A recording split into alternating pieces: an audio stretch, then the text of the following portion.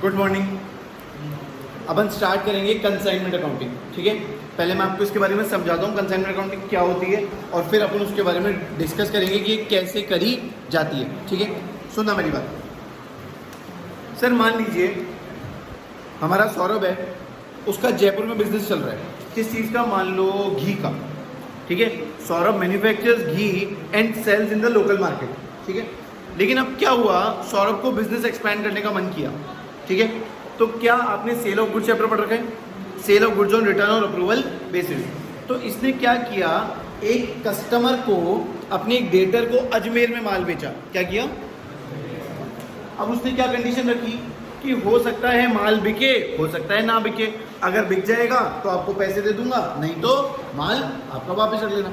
तो इसमें सौरभ को क्या हुआ, थोड़ा सा इशू लगा कि हो सकता है कि वो ज़्यादा रेट पे माल बेचे और मुझे उसका पता भी ना चले। ठीक है, तो इसका एक ऑल्टरनेट कंसेप्ट निकल के आया है जिसको बोलते हैं अपन कंसाइनमेंट। क्या बोलते हैं?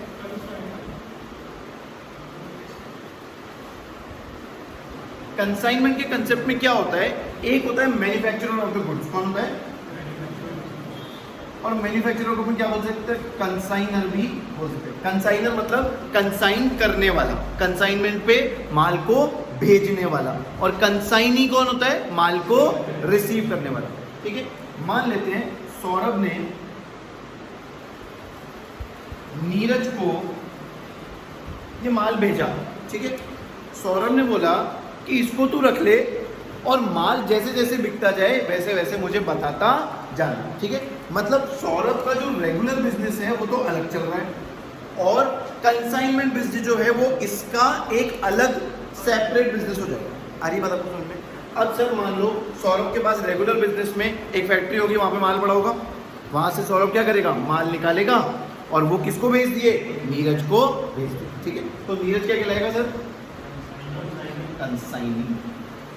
बेसिकली ये प्रिंसिपल है और ये एजेंट है। आपने सोगा में पढ़ा होगा, प्रिंसिपल अपने गुड्स को अपने एजेंट को अलाउ करता है कि वो माल उसके बिहाफ पे बेच सकता है या उनके साथ में डील कर सकता है। ठीक है, this agent will be entitled to commission only. Commission मतलब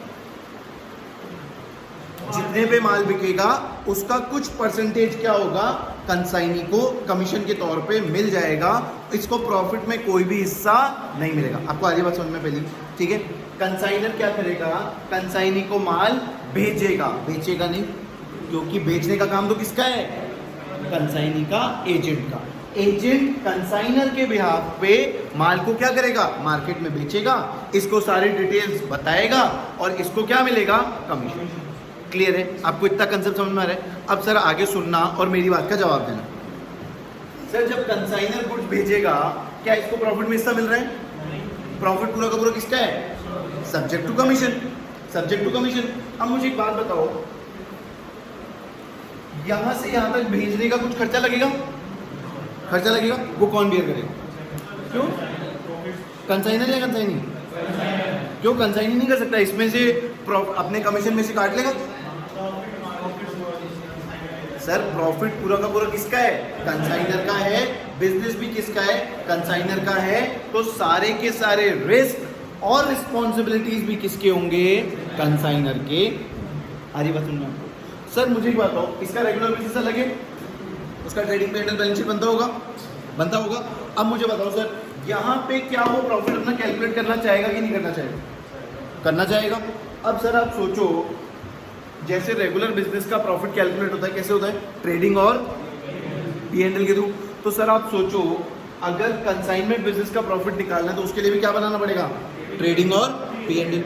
लेकिन एक बात आप सोचो, सर रेगुलर बिजनेस तो बहुत बड़ा होगा, वहाँ पे बहुत सारे कस्टमर्स होंगे, बहुत सारे सप्लायर्स भी होंगे जिनसे मान लो घी बनाना है, तो घी के लिए दूध आना चाहिए, वो पैकिंग मटेरियल आना चाहिए, वो एल्यूमिनियम का फॉइल आना चाहिए, वो सब आना चाहिए। कितने सारे सप्लायर होंगे, कितने सारे कस्टमर्स भी होंगे। ठीक है ना? लेकिन आप सोचो सर, यहाँ पे तो एक ही कंसाइनी है, उसी को माल भेजना है, बिक गया तो बढ़िया, नहीं तो वापस आ जाएगा। अरे बस समझना आपको। तो सर यहाँ पे तो एक ही कस्टमर, उसके लिए पूरा ट्रेडिंग P&L बैलेंस शीट बनाने की जरूरत नहीं है। सिंपली एक अकाउंट बनेगा जिसको बोलते हैं कंसाइनमेंट। क्या बनेगा? Consignment account. अगर मैं आपको बताऊं ना, तो बिल्कुल डिट्टो ट्रेडिंग अकाउंट जैसा होता है, बिल्कुल डिट्टो, केवल नामों का अंतर होता है। वही आपका है ना वो मतलब परचेजेज आएगी इसमें, वही आपकी डायरेक्ट एक्सपेंसेस आएंगे, सब कुछ इसमें आएगा, लेकिन बस नाम बदल के आएगा। ठीक है, मैं लिखवा दूँ थोड़ा सा, आपको लिखना स्टार्ट करो।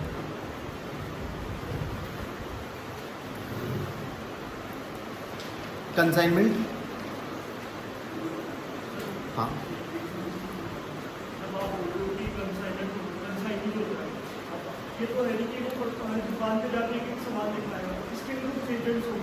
किसकी कंसाइनी की? कंसाइनी तो खुद एजेंट है। नहीं चलो मैं आपको एक बात बताता हूँ, मान लो कंसाइनी इस माल को बेचने के लिए खुद के एम्प्लॉयज की हेल्प लेता है, तो सर वो तो उसका पार्ट है ना, उसमें कंसाइनर का क्या लेना है? कंसाइनर तो क्या बोलेगा, मेरा जितना भी माल बिकेगा उसका 10% मैं आपको क्या दे दूंगा, कमीशन दे दूंगा। अब वो माल को कैसे भी बेचे वो कंसाइनी की हेडेक है, वो अपने एम्प्लॉयज़ को यूज़ करता है, आगे किसी को सबलेट कर देता है, बात अलग है। लेकिन कंसाइनर तो क्या बोलेगा, मैं तो आपको क्या दूंगा, सिर्फ और सिर्फ कमीशन। हाँ मतलब परसेंटेज जो भी डिसाइडेड होगा। अब कमीशन भी 2-3 तरीके का होता है, एक होता है ओवरराइडिंग कमीशन, एक होता है डेल क्रेडिटर कमीशन, तो धीरे धीरे अपन उस टॉपिक में समझेंगे। ठीक है, consignment is a separate part of a regular business, separate part of a regular business where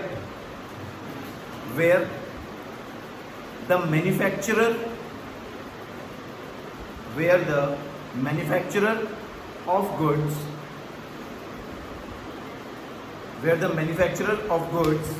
sends, SENDS,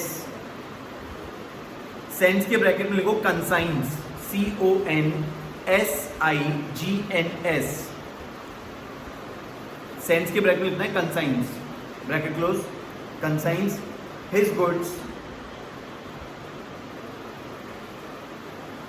goods to his agent who might be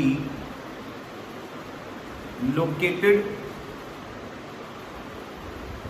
एक बात बताओ, जयपुर में कंसाइनी अपॉइंट करने का कोई सेंस बनता है क्या? सर मैं खुद के सेलिंग एजेंट रख लूंगा, मेरे क्या बोलते हैं एम्प्लॉय रख लूंगा। अब आप सोचो सर, मान लो आप जयपुर की मार्केट के बारे में जानते हो, आप उदयपुर की मार्केट के बारे में जानते हो? नहीं, वहां पे कौन जानता होगा, वहां का लोकल बंदा। मैं सौरभ उसको घी दिखाएगा, बोलेगा आपको लगता है कि ये घी है ना मार्केट में चल सकता है? वो क्या बोलेगा, नहीं यहाँ पे तो ऑलरेडी मान लो अमूल का घी बहुत फेमस है, या मान लो सरद का घी ऑलरेडी बहुत फेमस है, आपका प्रोडक्ट यहाँ पे चलना बहुत मुश्किल है। तो सौरभ उसको ला देगा, बोले यार तू 5 या 10% कमीशन रख लेना, माल को बेच तो सही।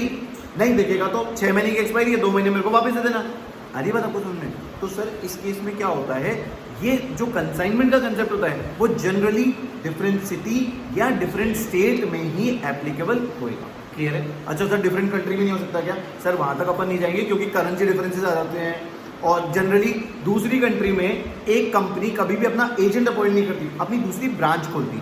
जैसे यहाँ पे मान लो जैसे कितने सारे स्टोर्स हैं सर, यूसीबी का स्टोर है और ना प्यूमा का स्टोर है, तो क्या वो उसका एजेंट थोड़ी ना है, वो तो एक सेपरेट स्टोरी का डीलर हो गया ना वो तो उसका। अरे बात आपको समझो, देखो हाँ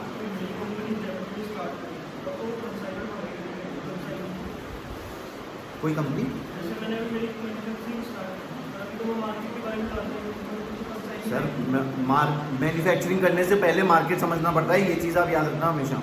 मैं आपको प्रैक्टिकल चीज़ बता रहा हूँ, कोई भी पर्सन अगर मैन्युफैक्चरिंग स्टार्ट करता है ना, उसके लिए रिसर्च एंड डेवलपमेंट बहुत ज़रूरी होता है, मार्केट में जाके घूमना पड़ता है। अब मान लो आदित्य ने प्रिंटेड शर्ट पहन रखी है, मैंने प्लेन शर्ट पहन रखी है, तो सर जरूरी है एक पर्टिकुलर क्लास ऑफ कस्टमर को प्लेन शर्ट ही पसंद आए? सर उसके लिए प्रॉपरली मार्केट सर्वे करना पड़ता है हर चीज़ का। मतलब मैं आपको फैक्ट बात बता रहा हूँ, जैसे मैंने ऑडिट्स वगैरह करी है ना, मैंने क्लाइंट से बात करी थी कि भाई आपने जब स्टार्ट किया तो कैसे किया था, वो सब लोग यही बात बताते हैं, पहले मार्केट को समझना पड़ता है, मार्केट में किस चीज़ की डिमांड है, समझो आप बात। अब आप सर्दियों में ना शर्ट बना के बैठ जाओ, बिकेगी क्या?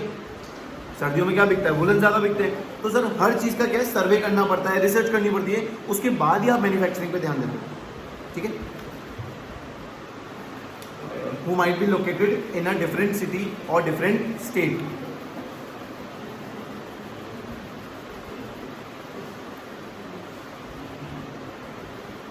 ठीक है, पैराग्राफ चेंज करके लिखो, sender of the goods is called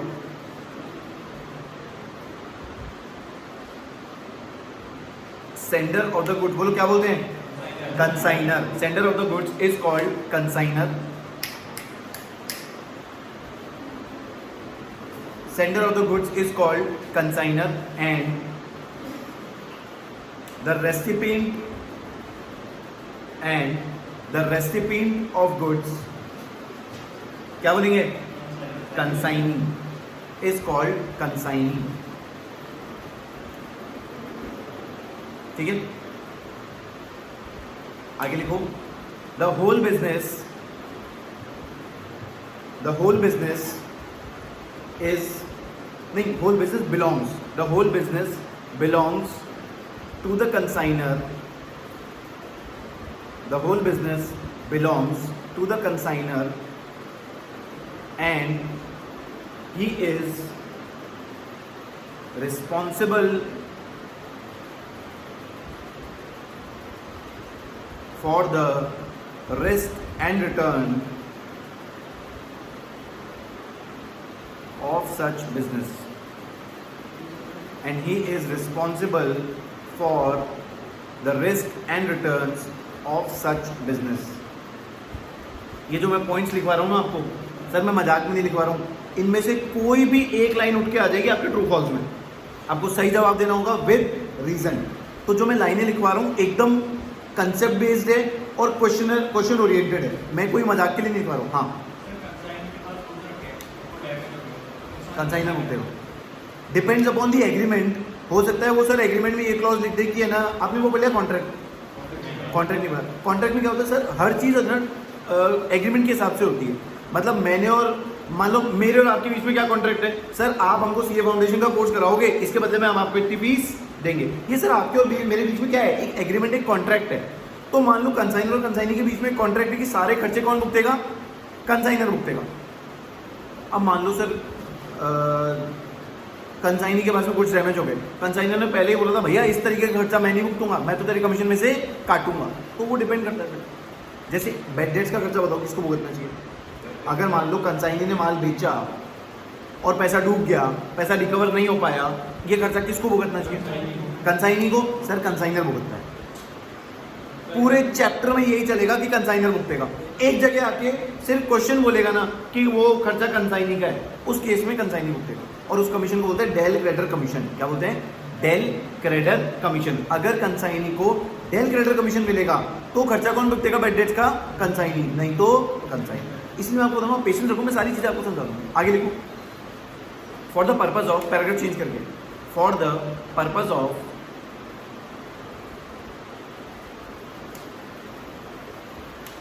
calculating profit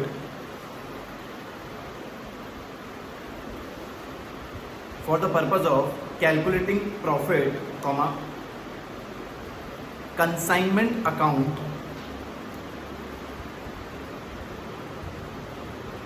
is prepared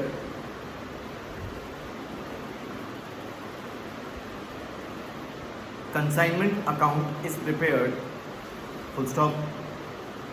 sir बताओ कंसाइनर प्रिंसिपल है क्या, कंसाइनर प्रिंसिपल है और कंसाइनी एजेंट है. तो सोचो सर कभी भी एक प्रिंसिपल एजेंट को ओनरशिप ट्रांसफर करता है क्या कुछ की, कभी भी नहीं. क्या ओनरशिप हमेशा किसके पास आएगी, कंसाइनर के पास में. इसके पास में सिर्फ एक पावर है कि वो उसके गुड्स के साथ में कैसे भी डील कर सकता है. उनको अपने पास में रख सकता है, जमा सकता है, उनको डिस्प्ले के लिए रख सकता है, सैंपल की तरह दे सकता है और इसको मार्केट में बेच सकता है. That's it. अगर बिकेगा तो ओनरशिप किसको डायरेक्टली ट्रांसफर हो गई, कस्टमर. अरे बात समझ आपको, the ownership of the goods, the ownership of the goods always remains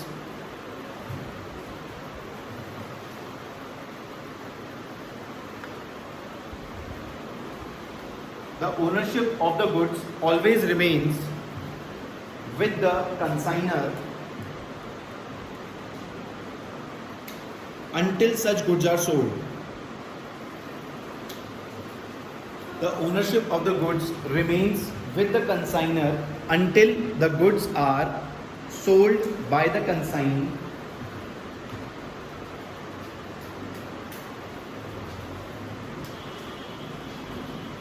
Until the goods are sold by the consignee on behalf of consignor. आपको समझ में ऑन बिहाफ का मतलब कितना जरूरी है इसके अंदर? वो एजेंट की तरह काम कर रहा है.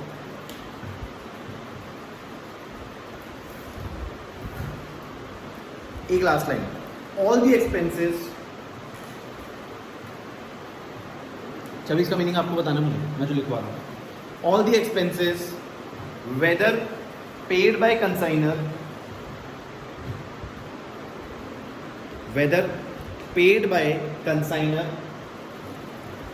or by consignee,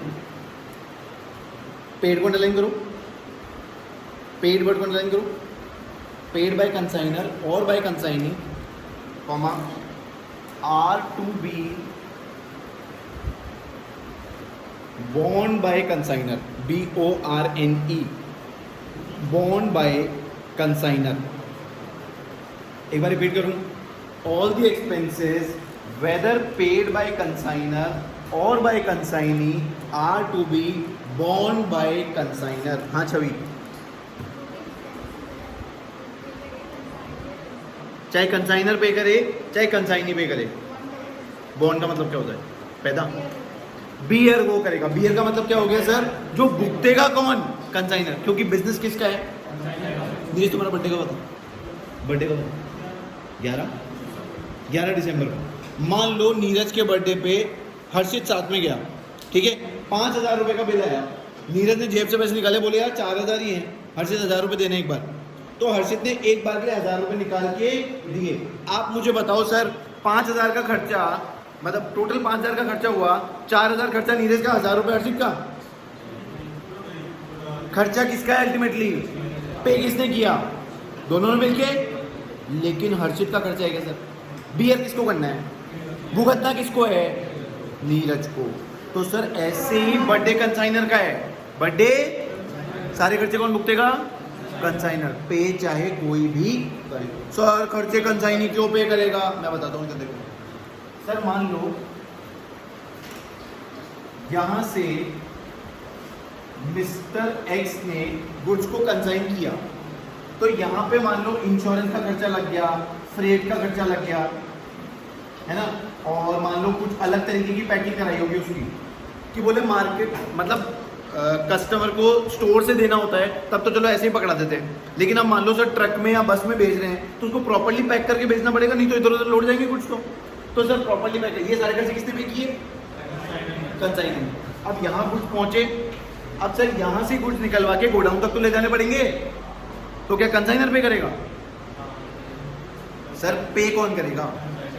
यहाँ पे एक बार किसको पे करने पड़ेंगे? कंसाइनी को. पेमेंट कौन करेगा? लेकिन सर अल्टीमेटली ये क्या बोलेगा? भैया 500 रुपए लगे हैं, दे देना, मैं नहीं भुगतूंगा, मुझे तो सिर्फ क्या मिलेगा? Commission. Consignee is solely entitled for his commission. He will never bear any expenses, whether insurance, freight, loading, unloading, packing, unpacking, कुछ भी. क्लियर है? ठीक है. अब मैं सर आपको एक झलक दिखाता हूँ कंसाइनमेंट अकाउंट कैसा दिखता है. आपको लिखेगा नहीं एक बार. इसी के बेस पे मैं आपको जर्नल एंट्रीज भी सिखाऊंगा. जनरली एग्जाम में कंसाइनर का क्वेश्चन आता है तो कंसाइनमेंट अकाउंट बनाने को आता है. अगर कंसाइनी का आएगा तो जर्नल एंट्रीज आएंगी. ठीक है. लेकिन मैं सिखाऊंगा दोनों. ठीक है. हाँ जी. ट्रेडिंग अकाउंट सबको याद है? हाँ. सबसे पहले क्या था ट्रेडिंग अकाउंट में? Opening stock. ठीक है. ओपनिंग स्टॉक आता है. अब सर इसमें ओपनिंग स्टॉक तो कुछ है नहीं, एक बार के लिए मान लो. हाँ हर चीज. Second purchases. अब आप सोचो सर, ये कंसाइनर का रेगुलर बिजनेस है और ये कंसाइनर का कंसाइनमेंट बिजनेस है. ठीक है. अरे अभी सेल्स ना से मान लो इस रेगुलर बिजनेस से उठ के गुड्स किस में जा रहे हैं? कंसाइनमेंट बिजनेस में। ये दिख रहा है आपको कंसाइनमेंट बिजनेस? अब आप सोचो सर, ये कंसाइनमेंट बिजनेस है, ये रेगुलर बिजनेस से गुड्स ले रहा है, तो इसके लिए क्या हो गई? परचेजेज हो गई। लेकिन सर यहाँ पे वर्ड परचेज लिख सकता हूँ क्या? नहीं लिख सकता। क्यों? क्योंकि परचेज तो एक्चुअल में कंसाइनर ने ऑलरेडी कर ली, अभी दोबारा परचेज थोड़ी ना होगी, तो अपन इसको क्या लिखेंगे? To goods sent on consignment. क्या बोलेंगे? मतलब एक तरीके से ट्रांजैक्शन को रिकॉर्ड करने वाली बात है। सर देख, अरे बता दूंगा कब बनाते हैं। कंसाइनर क्या करता है? रेगुलर बिजनेस से उठा के गुड्स किस में ट्रांसफर कर रहा है? Consignment business. तो कंसाइनमेंट बिजनेस के लिए तो परचेज हो गई ना, लेकिन सर क्यों परचेज थोड़ी लिख सकता हूँ यहाँ पे? अरे बता कुछ समझ में, तो अब यहाँ क्या लिखेंगे? To goods sent. Sir general entry बता सकते हो आप इसकी? Consignment account debit to goods sent on consignment. इस शब्द का कंसाइनमेंट और इस शब्द का आपस में कोई लेना देना नहीं है, ये टर्म है सर, ये एक लेजर अकाउंट है। क्लियर है? किसी को डाउट इसके अंदर? अंजलि पक्का? सर अब बताओ, गुड्स बिजनेस के अंदर आ गए तो पहले थोड़ी लेंगे, क्या करेंगे? अरे अभी कहाँ बेचेंगे? अभी भेजो पहले उसको, बेचेगा तो कौन? कंसाइनी। ठीक है, अभी तो अपन क्या करेंगे? कंसाइनमेंट बिजनेस में आ गए, अब उसको गाड़ी में चढ़ाना है ना, ट्रक में, उसमें किसी में भी। तो सर आप बताओ, कंसाइनमेंट बिजनेस के अंदर खर्चा हो रहा है किस चीज का? मान लो लोडिंग का, ट्रांसपोर्टेशन का, ट्रांसपोर्टेशन फ्रेट तो एक ही चीज हो गई, ये खर्चे हो रहे हैं। एक मिनट सर, नॉर्मल कोई भी एक्सपेंस पे करने की एंट्री बताना पीयूष, कोई भी एक्सपेंस सैलरी पे करने की एंट्री वापस बोलिए। Bank account debit to salary, शाबाश, बहुत शाबाशी वाला काम किया। हाँ, सैलरी टू बैंक होती है, उल्टा क्या कर रहा है सर? नॉर्मल कोई भी एक्सपेंस पे करने की एंट्री क्या होती है? तो मान लो ट्रांसपोर्टेशन पे करने की क्या होगी? पैकिंग हो गया, ट्रांसपोर्टेशन हो गया, लोडिंग हो गया, टू कैश। ठीक है, कोई दिक्कत इसके अंदर? अब आप मुझे बताओ सर, अगर मैं आपको कंसाइनमेंट अकाउंट नहीं सिखा रहा होता और ये बात होती है एक रेगुलर बिजनेस की, तो आप इस पैकिंग, ट्रांसपोर्टेशन, लोडिंग का अल्टीमेटली क्या करते हो? कहाँ पे? P&L में या ट्रेडिंग में ले जाते हैं। सर यहाँ पे ऑलरेडी मैं क्या बना रहा हूँ? एक ट्रेडिंग अकाउंट जैसे ही कुछ बना रहा हूँ, तो मैं यहाँ दोबारा क्या लिखूँ? मैं पहले उसको रिकॉर्ड करने की एंट्री करूँ, packing account debit to cash, और फिर मैं उसको कंसाइनमेंट में लेके आऊँ। इसलिए मैं डायरेक्टली क्या करूँगा? यहाँ पे लिखूंगा टू कैश। क्या लिखूंगा? जो भी खर्चे पे करने होंगे डायरेक्टली किसको डेबिट कर दूंगा? कंसाइनमेंट अकाउंट को। सर मैं आपको दोबारा बताऊँ, सर नॉर्मली एक्सपेंस पे करने की एंट्री क्या होती है? सैलरी टू कैश, और फिर पीएल टू सैलरी। मैं बोल रहा हूँ सर ये सैलरी तो डेबिट क्रेडिट होकर खत्म हो गया, क्योंकि it is a nominal amount. ठीक है सर, अगर मैं डायरेक्टली एंट्री करूँ P&L टू कैश, अगर आप अकाउंटिंग प्रिंसिपल्स की बात नहीं करो तो काम तो मेरा कभी भी हो ही रहा है। अगर अकाउंटिंग प्रिंसिपल्स की बात एक बार साइड में रख दें तो काम तो मेरा हो ही रहा है ना सर। अगर मैं डायरेक्टली इसमें क्या लिख दूं? टू कैश, और यहाँ पे लिख दूं एक्सपेंसेस। क्या लिख दूं? अरे बस काम चल जाएगा क्या? बिल्कुल, लिखा भी यही है। यहाँ तक किसी को सर गुड्स रेगुलर बिजनेस होती किस में आ गए? कंसाइनमेंट में, और कंसाइनमेंट बिजनेस में अब किसके पास पहुंच चुके हैं? कंसाइनी के पास। अब कंसाइनी पहुंचा माल लेने के लिए। ठीक है, कंसाइनी पहुंचा, उसने बोला भैया माल दे दो। माल उसने लिया और उसने बोला भैया 500 रुपये हो गए। बोले किस बात के? बोले ट्रांसपोर्टेशन के। बोले वहाँ उसने दे तो दिया। बोले उसने नहीं लिया था, उसने वाली पैकिंग करा के हमारे को दे दिया था। बोले वो बंदा जो रिसीव करेगा वो पे करेगा। अब ये पैसे किसने दिए? कंसाइनी। हाँ, अब मेरा एक सवाल है, थोड़ा सा सोच समझ के, चाहे 20-30 सेकंड ले लेना, कोई दिक्कत वाली बात नहीं है। हर्षित, तुमने जो 1000 रुपये दिए थे, तुमने जो 1000 रुपये दिए थे उसकी एंट्री तुम क्या करोगे? Neeraj to bank. Birthday party expense debit to bank नहीं करोगे? क्यों? बर्थडे पार्टी है ना। हाँ, तो तुम बर्थडे पार्टी डेबिट नहीं करोगे? क्यों? अच्छा चलो सर, बर्थडे पार्टी को मारो गोली। मैं बोल रहा हूँ नीरज ने, सॉरी हर्षित ने नीरज के ब्याह पे उसकी सैलरी पे करी। मतलब नीरज को किसी को सैलरी पे करनी थी, नीरज ने हर्षित को फ़ोन किया, भाई इसको पैसे दे दे, मैं तुझे आके दे दूंगा। सर अगर हर्षित एंट्री करता है सैलरी डेबिट टू कैश, तो ये सैलरी नॉमिनल नेचर की हो गई और ये कहाँ चली जाएगी? जबकि हर्षित को भुगतना था क्या खर्चा? नहीं आएगी। सर अगर हर्षित एंट्री करता है salary account debit to cash, आप सोचो सर ये सैलरी कहाँ चली जाएगी? P&L में, जबकि ये सैलरी हर्षित को देनी थी क्या? हर्षित ने तो नीरज के बिहाफ पे करी थी। आ रही बात समझ में आपको? तो सर अब आप सोचो, जब कंसाइनी के पास माल पहुंच गया और कंसाइनी ने पेमेंट किया, तो कंसाइनी अपना खर्चा डेबिट करेगा क्या? नहीं करेगा। ठीक है, अब बताओ सर, हर्षित ने नीरज के बिहाफ पे सैलरी पे करी, नीरज का एंट्री करेगा। सोच समझ के एक बार में, नीरज के बिहाफ पे हर्षित ने सैलरी पे करी, खर्चा किसको भुगतना है? नीरज को। क्या नीरज के पास से कैश गया? नहीं। नीरज के लिए एक लायबिलिटी खड़ी होगी क्या? किस नाम की? एंट्री सैलरी डेबिट टू हर्षित। यही बात है। नहीं है सर, मैं बोल रहा हूँ तुमने किसी के बिहाफ पे खर्चा पे किया, क्या वो खर्चा तुम्हारा है? नहीं, किसी और का है। सर खर्चा अल्टीमेटली उसका है, तो वो एक्सपेंस को डेबिट करेगा, करेगा ना। लेकिन उसके पास से कैश गया नहीं, तो जिसको पैसे देने हैं उसको क्रेडिट। अच्छा चलो सर, कैश परचेज की एंट्री बताओ। परचेज टू कैश, क्योंकि पैसे दिए। और अगर मैं एंट्री पूछूं क्रेडिट परचेज की, तो परचेज टू क्रेडिटर, क्योंकि पैसे। सर वही तो बात है sir, salary debit to Harshit narration में लिखेंगे ना वो चीज़। तो सर जरूरी हो जाता है ऐसी सिचुएशन में पढ़ना, समझ रहे हो?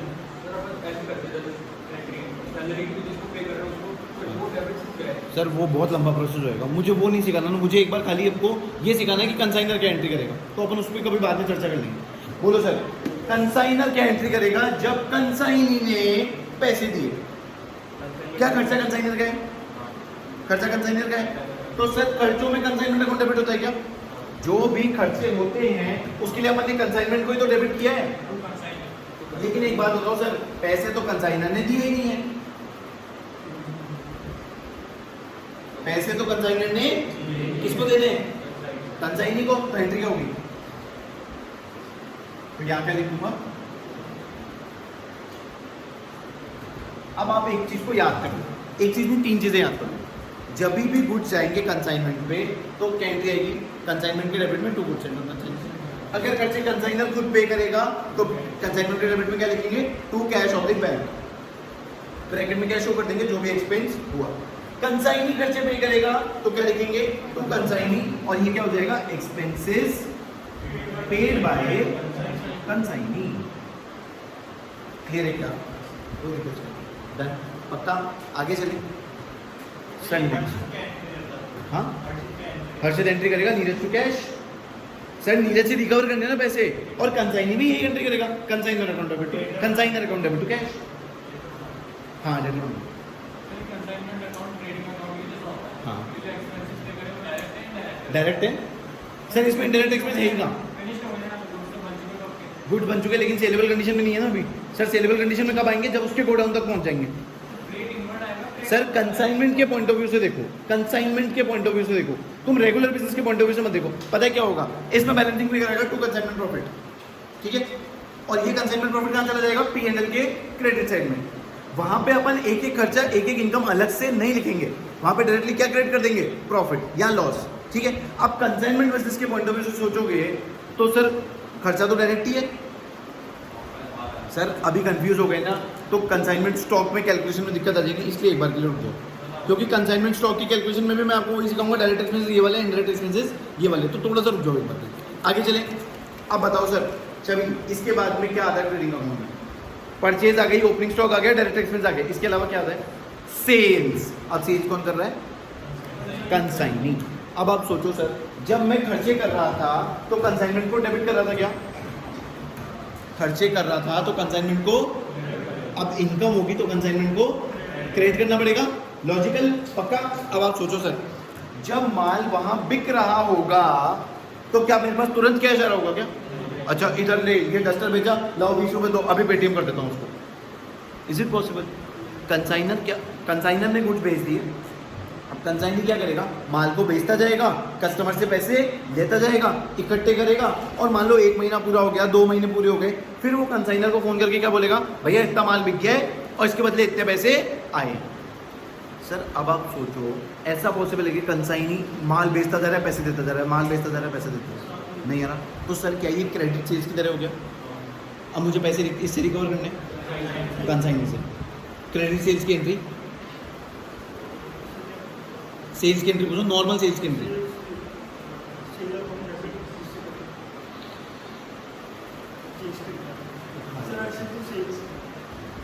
Debtors to sale. अब बताओ इसमें सर मेरा डेटर कौन है? कंसाइनी मेरा डेटर है, तो एंट्री क्या होगी? कंसाइनी से पैसे लेने, कंसाइनी से पैसे लेने, और क्रेडिट क्या करूं? सेल नहीं करूं, क्योंकि सर खर्चों के लिए डायरेक्टली कंसाइनमेंट डेबिट कर रहा था और इनकम के लिए डायरेक्टली कंसाइनमेंट क्रेडिट करूंगा। तो पोस्टिंग क्या आ जाएगी? बाय कंसाइनी, और ब्रैकेट में क्या आ जाएगा? सेल्स। सर एक बार के लिए इसको देख लो और मुझे बता दो अगर किसी को भी कोई डाउट। एक बार के लिए गो थ्रू करो। Consignment business is different from regular business.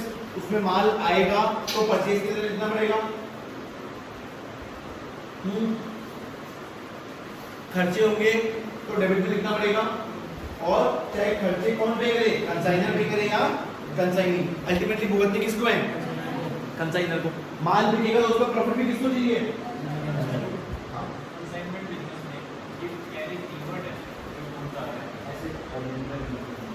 देखा जाए तो खाली कैरियर है, और वो जब तक गुड्स कंसाइनी के बाद में नहीं पहुंचाते हैं वो सेलेबल कंडीशन में नहीं है, इसलिए आप उसको क्या बोलते हो? Direct expense.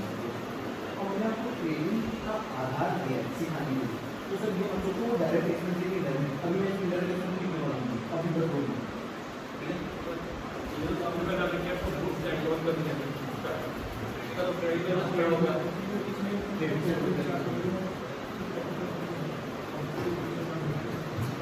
सर। इधर देखेंगे आप आगे, चले आगे। अब बताओ सर, जैसे ही ये माल बिका, मान लो 1 लाख रुपए का, कंसाइनी क्या बोलेगा? भैया मेरा 10% कमीशन। कंसाइनी के लिए इनकम और कंसाइनर के लिए एक्सपेंस है। बताओ सर, सारे खर्चों के लिए किसको डेबिट कर रहा हूँ? कंसाइनमेंट को। कंसाइनी कौन बोला? अरे डेबिट तो कंसाइनमेंट को कर रहा हूँ ना, तो यहाँ क्या लिखूंगा? टू कमीशन लिखोगे, कंसाइनी लिखोगे? सर देना किसको है? कंसाइनी को, तो टू कंसाइनी, और ब्रैकेट में क्या लिखूंगा? कमीशन। ठीक है, डन। अगली बात पूछता हूँ आपसे, जो मन में आए, जो अंदर से आवाज आए ना, वो जवाब देना। सही गलत वो बाद में देखेंगे। कंसाइनर ने कंसाइनी ने कंसाइनर से पूछा, मतलब एजेंट ने प्रिंसिपल से पूछा, भैया देखो हो सकता है कि कोई गुड्स उधार पे भी मांगे तो दे दूं क्या? कंसाइनर ने बोला ठीक है दे देना। ठीक है, कंसाइनी ने बेच दिया और वो आदमी हो गया चंपत। मतलब पूरे के पूरे नहीं, a part of such consignment goods. मान लो 1 लाख रुपए के जो गुड्स बेचे थे उसमें से 2000 के गुड्स बैड डेट्स हो गए। क्या हो गए? अब बताओ सर, खर्चा कौन भुगतेगा, कंसाइनी या कंसाइनर? एक कंसाइनी कौन कौन बोल रहे? कोई नहीं बोल रहा। कंसाइनर, सब कंसाइनर बोल रहे, क्योंकि मैंने पहले बता दिया था इसलिए ना। हाँ मैं जानता सर। अच्छा नहीं पूछता तो सर देखो, मैं आपको आगे चल के 3 तरीके की कमीशन पढ़ाऊंगा। एक कमीशन का नाम होता है ऑर्डिनरी कमीशन, एक होता है डेल क्रेडिटर कमीशन, और एक होता है ओवरराइडिंग कमीशन। 3 तरीके के कमीशन होते हैं। तो डेल क्रेडिटर कमीशन जो होता है ना, उसमें क्या होता है? बैड डेट्स का खर्चा किसको भुगतना होता है? कंसाइनी को। कंसाइनर नहीं भुगतेगा, कंसाइनी अपनी जेब से भुगत के देगा। लेकिन अब मैं नॉर्मल केस की बात करता हूँ सर। अगर खर्चा किसको भुगतना है? कंसाइनर को। तो सर सारे खर्चों के लिए क्या डेबिट हो रहा है? कंसाइनमेंट अकाउंट डेबिट हो रहा है। तो यहाँ पे भी बैड डेट्स के केस में भी क्या डेबिट होगा? अब आप सोचो सर, ये कंसाइनी के 1, 2 और 3 एंट्री आ गई।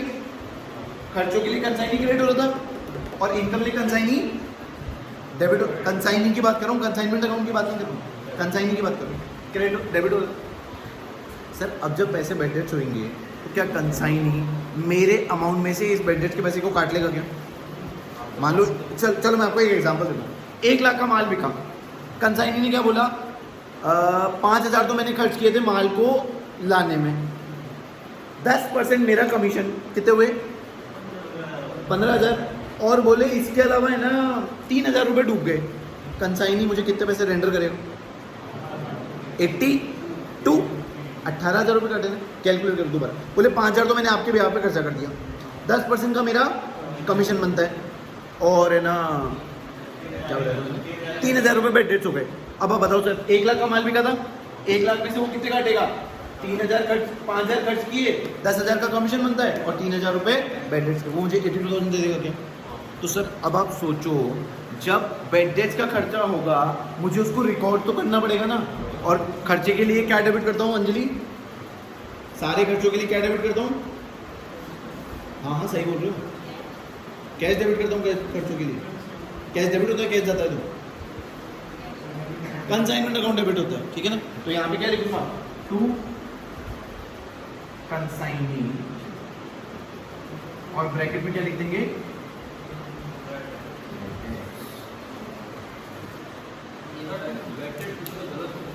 सर फिर अल्टीमेटली आपको डेबिट तो कंसाइनमेंट ही करना पड़ेगा, क्योंकि सर क्या होता है, देखो आप मेरी बात को समझो, मैंने आपको ट्रेडिंग अकाउंट जो दिया ना, वो सिर्फ समझने के लिए मुझे एक एंट्री बता दो सर जो ट्रेडिंग अकाउंट से अलग जा रही है, सारी की सारी अभी क्लोजिंग स्टॉक लिखूंगा यहाँ पे, और यहाँ पे बैलेंसिंग और कंसाइनमेंट प्रॉफिट भी आएगा, तो सारी की सारी एंट्री आपको ट्रेडिंग अकाउंट से मैच कर रही है क्या? सर मैं आपको बिना ट्रेडिंग के समझाता ना, आपको कंसाइनमेंट अकाउंट कभी जिंदगी में समझ में नहीं आता। आपको क्या मिला, कंसाइनमेंट अकाउंट को समझने के लिए एक बेस मिल गया, ठीक है। अब आप सोचो सर, अगर मैं एक एक एंट्री पहले रिकॉर्ड करता हूँ, जैसे मान लो पैकिंग का खर्चा है, पैकिंग डेबिट टू कैश, अब इस पैकिंग को कहाँ लेके जाऊंगा, कंसाइनमेंट डेबिट टू पैकिंग। अब आप बताओ सर, ये रेगुलर बिजनेस का एक पार्ट है, रेगुलर बिजनेस है, पार्ट है उसका। अब सर यहाँ पे मैं रिकॉर्ड, जमा खर्च की एंट्री तो कर नहीं सकती, जमा खर्च पता है आपको, जमा खर्च का मतलब होता है पहले रिकॉर्ड करना और फिर उसको पीएनएल में ट्रांसफर करना। सर यहाँ पे मैं इतनी मगजमारी कर सकता हूँ क्या? क्योंकि मैं जो अकाउंट बना रहा हूँ डायरेक्टली क्या करूँगा, उसी में ही सारी एंट्री करके क्या निकाल लूँगा, आंसर निकाल लूँगा। और जहाँ तक मुझे लगता है, अगर आप यहाँ 2 बजट्स पे लिखते हो तो मेरे हिसाब से मार्क्स नहीं कटेंगे, लेकिन मैं रिस्क नहीं लेना चाहता सर। जहाँ पे मैं कॉन्फिडेंट होता हूँ मार्क्स नहीं कटेंगे, वहाँ मैं खुद बोल देता हूँ कि ठीक है ऐसे कर लो। लेकिन सर यहाँ क्योंकि क्या है, यहाँ पे ये पर्सनल अकाउंट डेबिट करना है, क्रेडिट करना है, उसकी जगह मैं नॉमिनल नेचर का क्रेडिट कर दूँ तो दिक्कत हो जाएगी। पहले बेड डेट्स होंगे, क्या एंट्री करोगे, bad debts account debit to consignee, क्योंकि कंसाइनी मेरे पैसे कटेगा, और फिर एंट्री क्या होगी, consignment debit to bad debts, फिर बेड डेट्स हटा दो, एंट्री क्या हो गई, consignment account debit to consignee. आपको लॉजिक समझ में आ रहा है? अब बताओ सर, ट्रेडिंग अकाउंट में ओपनिंग स्टॉक हो गया, परचेज हो गई, डायरेक्ट एक्सपेंस हो गए, सेल्स हो गई, और कंसाइनी का कमीशन हो गया। अच्छा इसके अलावा मान लो कंसाइनी के ना और भी खर्चे हैं, मान लो वहाँ पे गोडाउन के रेंट हो गया, वो कंसाइनी बोलता है कि आपके गुड्स के लिए स्पेशली मुझे गोडाउन रेंट पे लेना पड़ेगा, तो उसका खर्चा मैं नहीं भुगतूंगा, आप ही भुगतोगे, समझ लो बात को। तो इस केस में क्या होगा बताओ, वो भी मैं ही डेबिट करूंगा। तो मैंने वो अलग से लिखा नहीं है, लेकिन इतना क्या हो गया, एक्सपेंस पेड बाय कंसाइनी में सारा है, ठीक है। एक चीज़ और बता दो, कंसाइनमेंट अकाउंट में आती है छवि क्लोजिंग स्टॉक, तो यहाँ पे मैं क्या लिखूंगा, बाय कंसाइनमेंट स्टॉक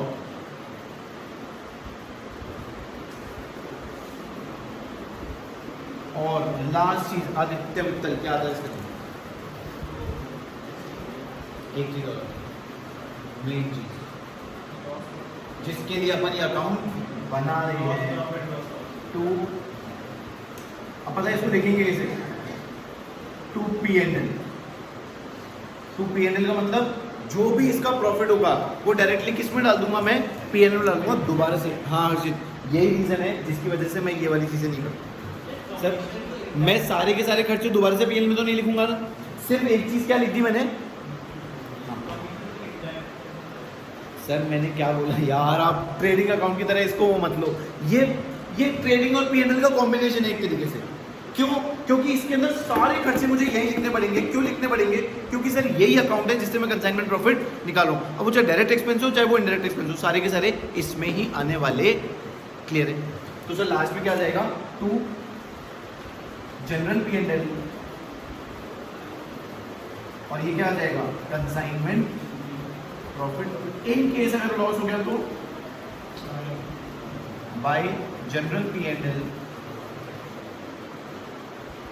कंसाइनमेंट,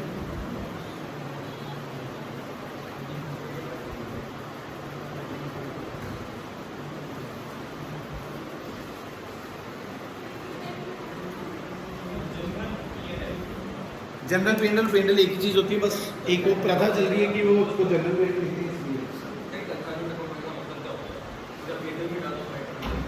फिर उसका सेपरेटली प्रॉफिट कैसे निकल जाएगा?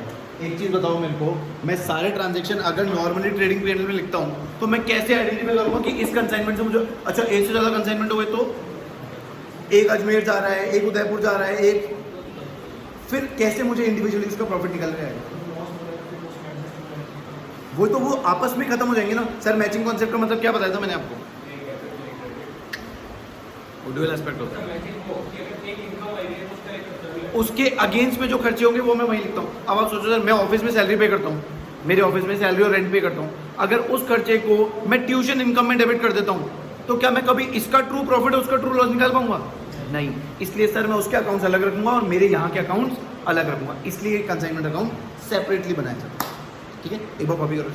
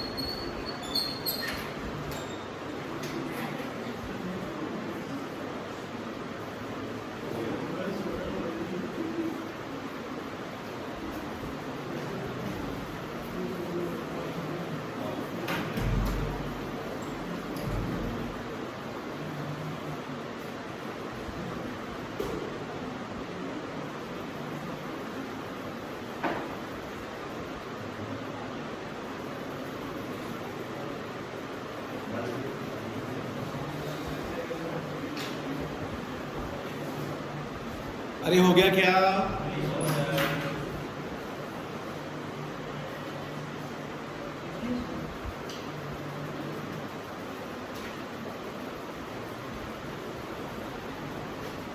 थोड़ा जल्दी करो, फिर मैं जल्दी दिखाऊंगा।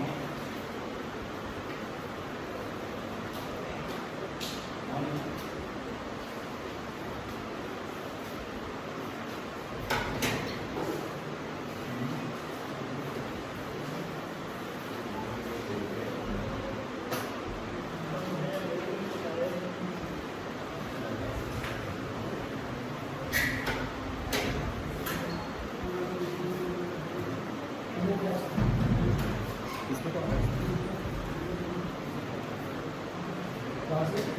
चलो। हो गया। हेडिंग डालो जर्नल एंट्रीज, जर्नल एंट्रीज।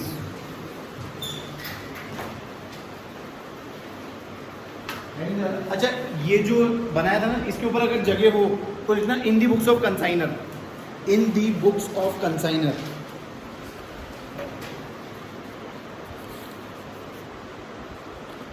क्योंकि सर कंसाइनमेंट अकाउंट बनता है किसकी बुक्स में? कंसाइनी क्यों बनाएगा? कंसाइनी को बनाने की जरूरत है क्या? कभी भी नहीं। ठीक है, तो हमेशा याद रखना कंसाइनमेंट अकाउंट किसमें बनता है? अगर एग्जाम में ट्रू फॉल्स आ जाए, consignment account is prepared in the books of consignee, क्या लिखेगा? अरे ट्रू है इसका आंसर, मैं गलत बोल रहा हूं। ठीक है, और रीजन क्या दोगे? Consignment account is always prepared in the books of consigner only, never in the books of consigner. Done, आगे चले। हेडिंग डालो सर जर्नल एंट्रीज। हाँ बिल्कुल लगता है। तो उसके जो रिकॉर्ड्स होते हैं वो थोड़े अलग तरीके के होते हैं। वो सिर्फ कंसाइनर का अकाउंट बना देता है और कुछ और चीज़ें अपने पास लिख के रखता है बस, वो जो कि बुक्स का पार्ट नहीं होती। ठीक है, लिखो सर पहली एंट्री क्या होगी? Consignment account debit to goods sent on consignment, consignment account debit to goods sent on consignment. Narration लिखना कंपलसरी है, मैं जो बोलूँगा वो लिखेंगे। Consignment account debit to goods sent on consignment, और नरेशन लिख लो goods sent on consignment.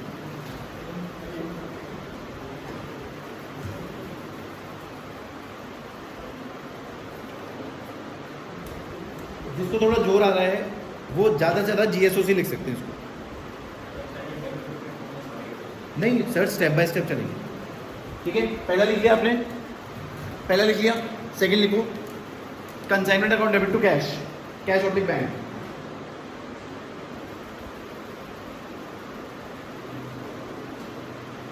Consignment account debit to cash oblique bank. अब इसके नरेशन में लिखो expenses paid by consignor,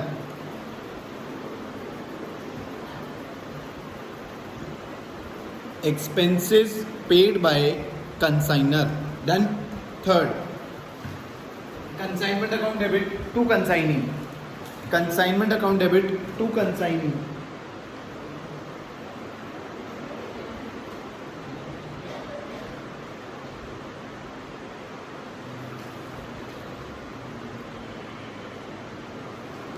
consignment account debit to consignee, इसका नरेशन क्या लिखोगे Ayush? Expenses paid by consignee लिख लो। सर नरेशन कंपलसरी है नोट्स में तो एटलीस्ट। नहीं सर, मैं बता रहा हूँ ना, journal is prepared in chronological manner. ठीक है ना। थर्ड हो गया, चले आगे। बोलो सर, माल कंसाइनी के पास पहुंच गया, अब वो माल का क्या करेगा? बेचेगा। अच्छा एक चीज़ भूल गए यार अपन इसके अंदर। मान लो कंसाइनी मुझे कुछ एडवांस पेमेंट देता था अपनी इच्छा से, मान लो 1 लाख का माल है, मैंने उसको बोला यार माल तो बिक जाएगा, 20-25 हज़ार रुपये तो दे दे। अगर वो मुझे 20-25 हज़ार रुपये एडवांस दे देता है, क्या उसकी एंट्री कंसाइनमेंट अकाउंट में आएगी? क्यों? Bank account debit to consignee लिखो। Fourth entry, cash oblique bank oblique B R, cash oblique bank oblique B R. B R भी तो दे सकता है 2 महीने आगे का, 2 महीने आगे का, 1 महीने आगे का, whatever. Cash oblique bank oblique B R account debit to consignee. उसका कंसाइनमेंट अकाउंट से कोई लेना देना नहीं है, ये चीज़ याद रखना। समझ लो क्या? सुन लो क्या? अगर कंसाइनी मुझे कुछ एडवांस पेमेंट दे देता है तो उसका कंसाइनमेंट अकाउंट से कोई लेना देना नहीं है। ब्रैकेट लिख दो, amount received from consignee. Narration में लिखना अमाउंट रिसीव्ड फ्रॉम कंसाइनी।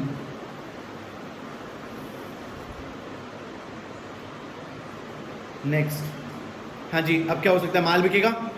लिखो consignee account debit to consignment account, consignee account debit to consignment account.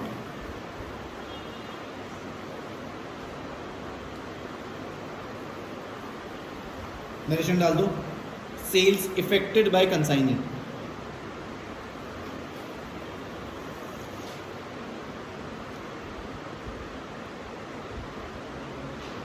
Sales effected by consignee. आगे चले।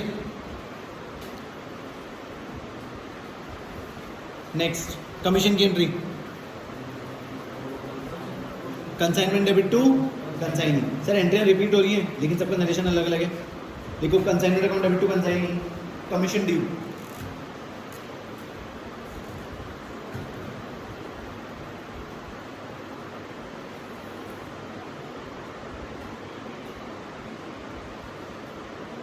Consignee account debit to consignment, commission नहीं sorry उल्टा बोल दिया मैंने, consignment debit to consignee, bracket में लिखो कमीशन ड्यू।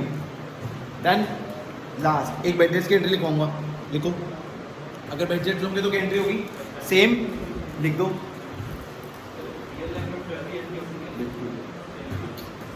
मतलब मैंने कभी देखा नहीं है, लेकिन अगर होती होगी तो यही होती है।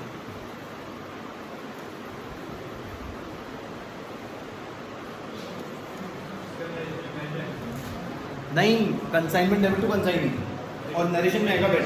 अच्छा नरेशन में बैठे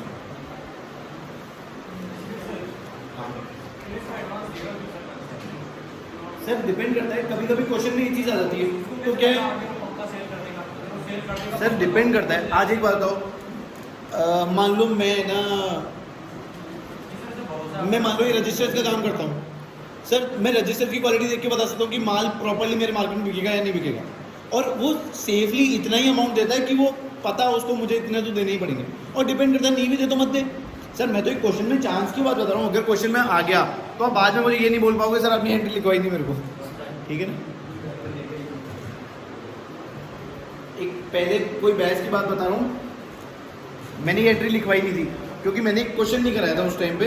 अब मुझे पता है कि क्वेश्चन में क्या आ रहा है, तो उस टाइम पे मेरे को पता नहीं था कि ये एडवांस का भी कंसेप्ट आ सकता है, मेरे को वो ढूंढने लग गया कंसाइनमेंट अकाउंट में कहाँ है इसकी एंट्री, समझ रहे हो आप बात।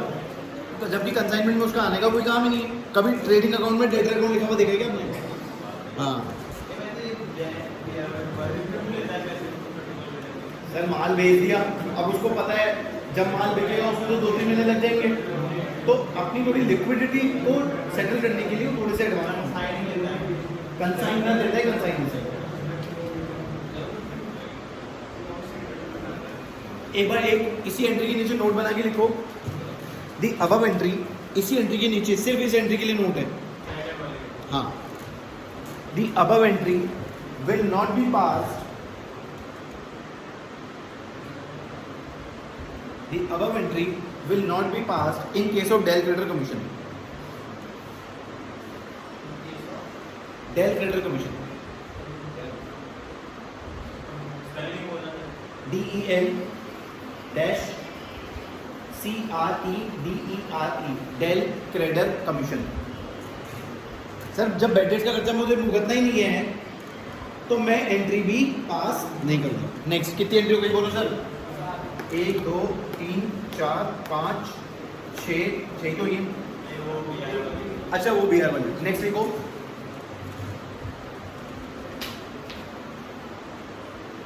Consignment stock account debit to consignment account.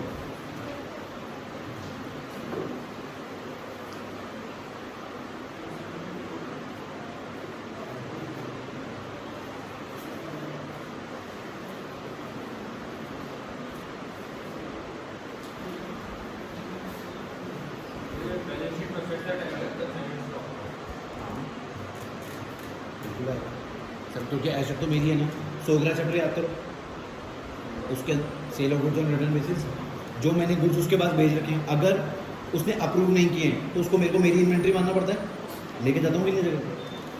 चले आगे कंसाइनमेंट स्टॉक रिकॉर्डिंग।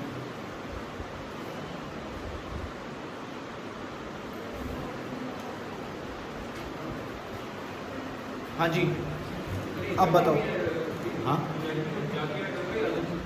हाँ अंडरलाइन करके अलग से दिखा सकते हैं, मतलब closing stock held at godown, held at consignee, ऐसे करके। हाँ जी लास्ट में बैलेंसिंग फिगर क्या आया?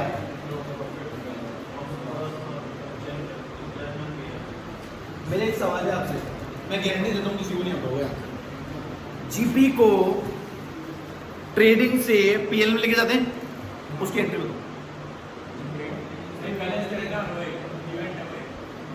एंट्री होती है सर, इवेंट है मैं मानता हूँ, प्रॉफिट कैलकुलेट करना इवेंट है, लेकिन उसको ट्रेडिंग से पीएनएल में ट्रांसफर तो करना है। Trading account debit to PNL, trading के डेबिट में क्या लिख रहे हैं? 2GP, और पीएल के क्रेडिट में क्या लिख रहे हैं, बाय जीपी। तो अपन क्या करेंगे, जीपी को तो हटाओ, ट्रेडिंग को करो डेबिट और पीएल को करो क्रेडिट। पीएनएल को कैपिटल में ट्रांसफर करने की एंट्री, कैपिटल में पीएनएल का जो प्रॉफिट आ रहा है नेट प्रॉफिट, उसका balance PNL debit to cap partners capital या प्रोप्राइटर मान लो। आ रही बात आपको समझ में? सर टैली में ये एंट्री पास करनी पड़ती है। मैं सीए बन गया था ना, तब तक मेरे को ये एंट्री नहीं आती थी। मैं बताऊं किसमें? हाँ सिखाते ना, ऐसे तो आईटीटी ट्रेनिंग और वो सब होगी, उसमें सब सिखाएंगे। लेकिन सर मतलब कोई चीज़ें आती है, मान लो उस दिन आप एब्सेंट थे, कुछ भी हो गया था, वो बात अलग है। अब पता है क्या हुआ, मैंने क्या किया, मैं मेरे फादर की अकाउंटिंग, मतलब सीए बनने से तो पहले की बात है, मैं मेरे फादर की अकाउंटिंग किया करता था, क्योंकि पता है ना सर, एक तो सिंधी हूँ, ऊपर से खुद मतलब सीए भी कर रहा था, तो मैंने कहा बाहर वाले किसी बंदे को पैसे क्यों दूँ। अब मैंने पीएनएल वेंडल सब बन गया। अब आपको पता है ना, टैली में एक एंट्री पास करो, सब अपने आप मतलब ट्रायल बैलेंस ट्रेडिंग पीएनएल, आपको कुछ नहीं बनाना पड़ता, आपको सिर्फ एक एंट्री पास करनी है। अब वो पीएनएल सब तैयार हो गया, अब मैं बैलेंस शीट बना रहा था। अब बैलेंस शीट अलग बन रहा था, टैली अलग थी। मैंने कहा यार कैपिटल में डिफरेंस क्यों आ रहा है। अब मैंने क्या है, हाथ से तो कैपिटल में प्रॉफिट जोड़ दिया, लेकिन उसमें नहीं जुड़ रहा था। तब मेरे को पता चला पीएनएल को क्लोज करके कैपिटल में ट्रांसफर करना पड़ता है। वो डायरेक्टली मैं सोचता एंट्री करी, सब हो गया, जबकि पीएनएल का जो क्लोजिंग बैलेंस है, जो 31 मार्च को बच रहा है, वो अल्टीमेटली किस में ट्रांसफर होता है, बैलेंस होके कैपिटल में। तो उसकी एंट्री थी PNL account debit to capital. इसकी एंट्री बताओ, consignment account debit to PNL लिखो, consignment account debit to PNL, और नरेशन लिखोगे consignment account debit to PNL, और नरेशन लिखोगे प्रॉफिट ट्रांसफर्ड।